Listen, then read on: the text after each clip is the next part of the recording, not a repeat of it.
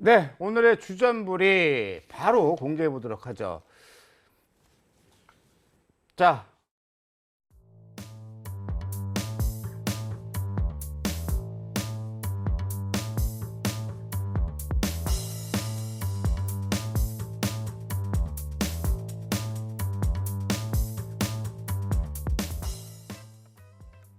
삼성전자가 수급이 살벌합니다. 이 들어오는 수급 속에서 1년 만에 최고치를 또 비중이 늘어나는 모습들을 보여줬는데 여기서 깨알 코너입니다. 제가 우리 고수분들 나오면 항상 이런 부분들을 묻습니다. 이유는 따지지 않을 거예요. 내 마음속에 진짜 찐 마음속에 있는 생각을 여쭤보는 시간인데 코스닥이 약간 주춤하는 모습이 나왔습니다. 펜만 한번 잡아주시고요. 이유는 묻지 않을 거예요.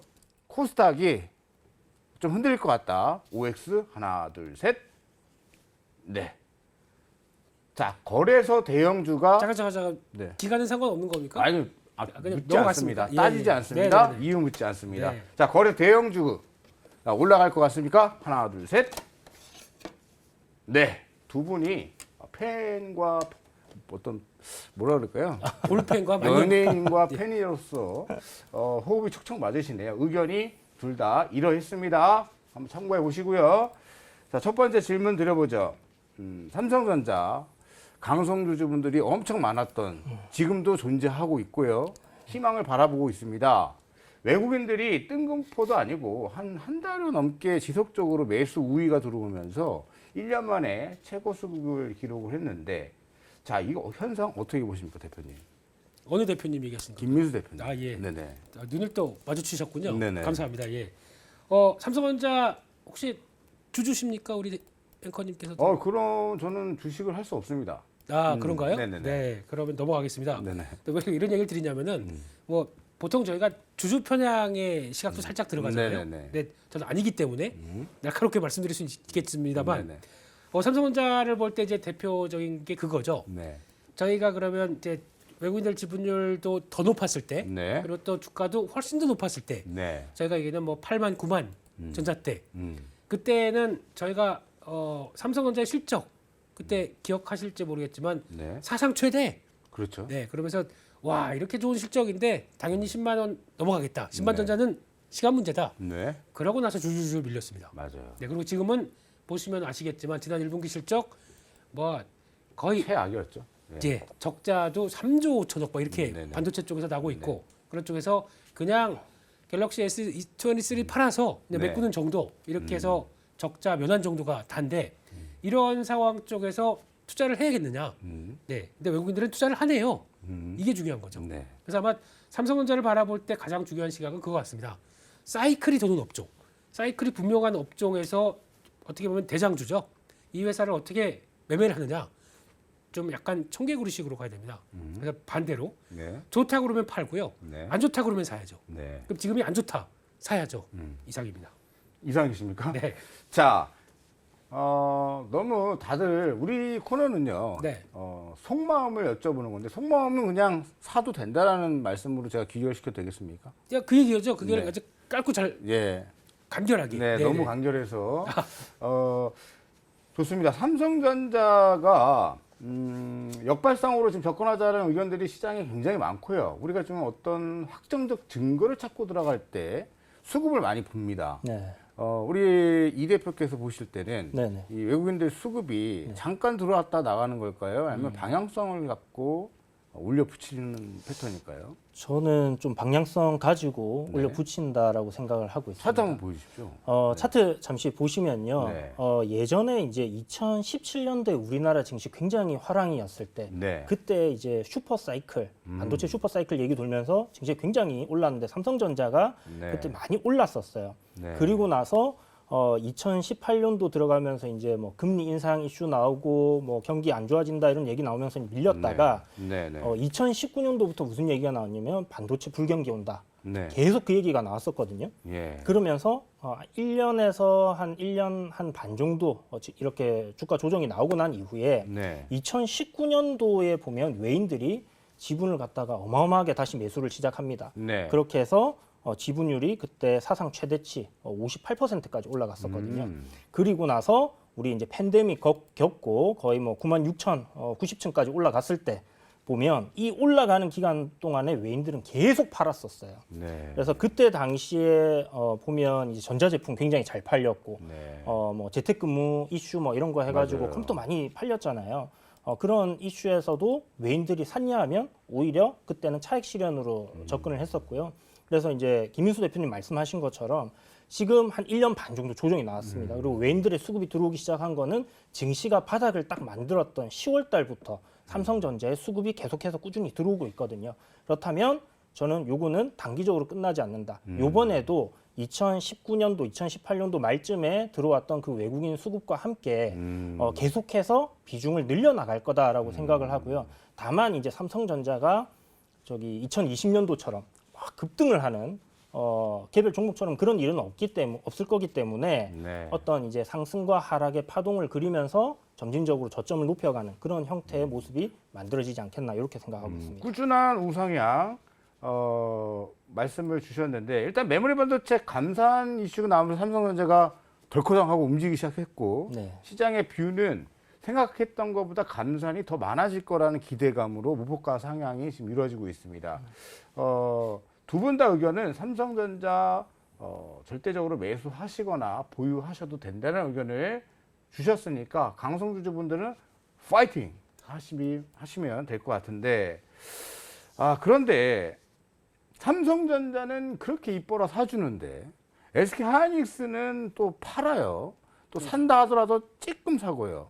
이거 지금 양강으로 꼽히는 이 삼성전자 SK하이닉스 김인수 대표께서는 이어서 어떻게 방향성을 어떻게 봐야 될까요, 이거? 이 말도 조심해야 되는 게 네. SK하이닉스도 강성주주분들 엄청 많습니다. 우리 개인 투자자분들. 그렇지만 고수로서의 네. 속마음을 그냥 우리 방송은 쫙쫙쫙 얘기해 주셔야 돼요. 틀려도 됩니다. 네? 뭐 그렇게 어렵게 얘기하십니까? 네. 그냥 직설적으로. 업황이 돈다. 네. 그러면 이제 가장 좋은 종목, 그러니까 마켓쉐어 1위인 쪽의 종목과 네. 2위인 쪽의 종목, 3위인 쪽의 종목 뭘 사야 되겠습니까? 수익률 쪽으로 보게 되면 1위죠. 예, 네. 네. 수익률 측면에서 보게 되면 네. 3위를 삽니다. 3위요? 네, 마이크론 테크놀로지를 살아야 돼. 아, 네, 그게 아마 제일 좋을 수 있습니다. 네. 하지만 환율하고 좀 복잡한 변화가 나오겠죠. 네. 그러다가 달러 약세로 나가기 시작하게 되면 또 재미없어집니다. 그렇기 때문에 그거를 배제하게 되면 최종 선택은 SK하이닉스가 결국 지금 바닥권에서 이제 고점권까지 뭐 언제 어떻게 꺾일지 모르겠지만 계산하게 되면 삼성전자보다 한 30%는 더 수익 날 수 있습니다. 좀 이해했습니다. 그러니까 네. 오히려 역반성으로 삼성전자보다 수익률 게임으로 우리가 접근했을 때는 그렇습니다. 제일 자그마한 소부장이 먼저 가고 그렇죠. 그다음 하이닉스 가고 네. 그다음에 대형주인 삼성전자가 간다. 그건 얘기 안 드렸는데 먼저 하시네요. 아니 네. 그 느낌적인 느낌이 그렇게 받아들여져서 수익률 게임으로 이제 제대사입니다. 제대사. 예. 네. 수익률 게임으로 말씀을 그러니까 이 말씀이신 거죠? 맞습니다. 네. 그러면 우리 이 대표께서는 네. 예. 어, 이 생각에 동의하십니까? 네, 저도 동의를 하고요. 네. 지금 보면 좀 반도체 쪽에 이제 후공정이라든지 네. 뭐 이런 뭐 좀 시총이 작은 기업들, 낮은 기업들이 굉장히 급등락을 했잖아요. 네. 급등을 이제 해줬던 게 아무래도 이제 뭐 그런 논리로 봤을 때 삼성전자가 요만큼 올라가면 그런 애들은 이만큼씩 올라가는 그런 모습들을 보여주는 게 시총이 좀 더 가벼운 그런 부분들이 분명히 있고요. 또 SK하이닉스 같은 경우도 삼성전자 대비해서는 시총이 뭐 10분의 1 정도밖에 안 되니까 굉장히 가볍다 이렇게 볼 수 있는 종목인데 그러면 왜 수급이 지금 SK하이닉스 같은 경우는 삼성전자보다 외국인 수급이 좀 덜하냐 이런 부분을 봤을 때 뭐 사실 중국에 이제 인텔한테 인수한 중국 낸드 플래시 공장이 중국에 있습니다. 네. 그런데 지금 중국에 최첨단 장비를 넣으려고 하니까 미국이 못하게 해요. 네. 약간 좀 진퇴양난에 빠진 그런 악재가 조금 있다 보시면 될 것 같고요. 네. 거기다가 해외 전환사채가 한 2조 원대가 있는데 이게 지금 주식으로 전환돼서 물량으로 나오다 보니까 외국인들이 계속 매도가 하는 방식으로 이렇게 잡히는 게 아닌가라는 생각이 들고요. 이거 월별로 우리가 이 수급을 따져보면요. 4월부터는 순매수로 전환했습니다. 그래서 지금 삼성전자보다는 좀 느리게 네. 들어오고 있지만 결국 외국인들은 반도체 섹터는 지금 매수세가 이어지고 있다. 이렇게 볼 수 있는 부분이다라고 말씀드리겠습니다. 그러면 같은 의견으로 봤을 때 하이닉스는 크게 주주분들 염려하실 필요 없다. 움직일 수 있다는 두 분의 공통된 의견이신 것 같은데 네. 그럼 다시 우리 김민수 대표께 네. 질문 드려보면 소부장 그다음에 하이닉스, 삼성전자 순으로 수익률 게임이 더 강도가 앞쪽부터 강해진다라고 했는데 네. 소부장 중에서는 어떤 거를 또 가장 좋게 보세요? 소부장에도 저희 반도체 특성을 좀 봐야 되겠죠. 네. 메모리 반도체를 보게 되면은 가장 먼저 전공정이 있을 거고요. 전공정. 후공정이 있을 거고. 그리고 또 그 중에서도 또 삼성전자가 역점적으로 이번에 한판 뒤집기를 하겠다라고 네. 하는 섹터는 DDR4는 약간 그냥 놔은 상황이고요. 네. DDR5겠죠. 네네. 이쪽으로 변화를 이끌어가겠다. 그리고 또 앞으로 파운드리와 메모리 반도체까지 적용시켜서 우리는 한 단계 레벨업 시키겠다. EUV 쪽 있죠. 네, 이렇게 세분화해서 본다고 하게 되면 이쪽에 어느 거 이렇게 하시지 마시고 일단은 사이클과 같이 보신다. 전공정 중에 하나 제 개인적으로는 한 식각 공정에 해당되는 종목들 중에 하나를 고르시는 게 좋지 않나.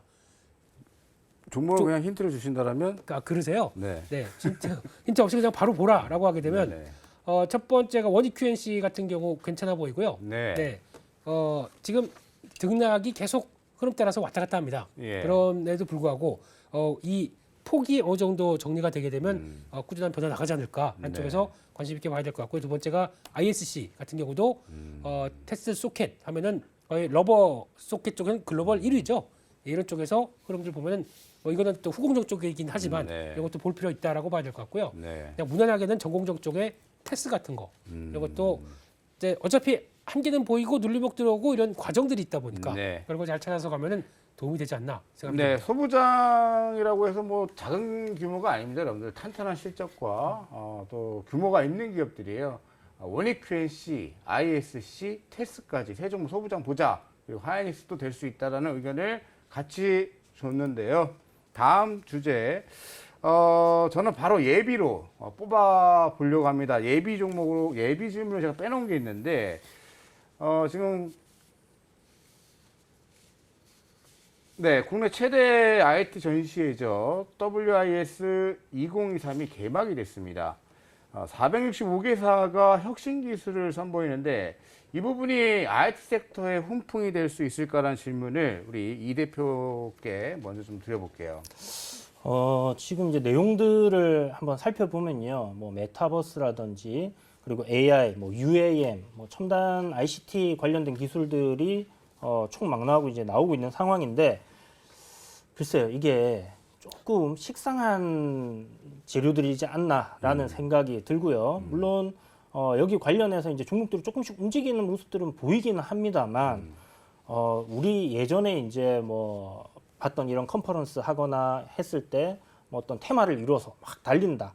뭐 이렇게 볼만한 섹터들은 없는 것 같아요. 오늘 AI 관련해서 조금 반등이 나왔는데 그것도 뭐 이거 관련해서 움직였다 보기는 좀 어려울 것 같거든요. AI는 이대로 그냥 쉬는 겁니까? 아니면 또 반교의 가능성이 있겠습니까?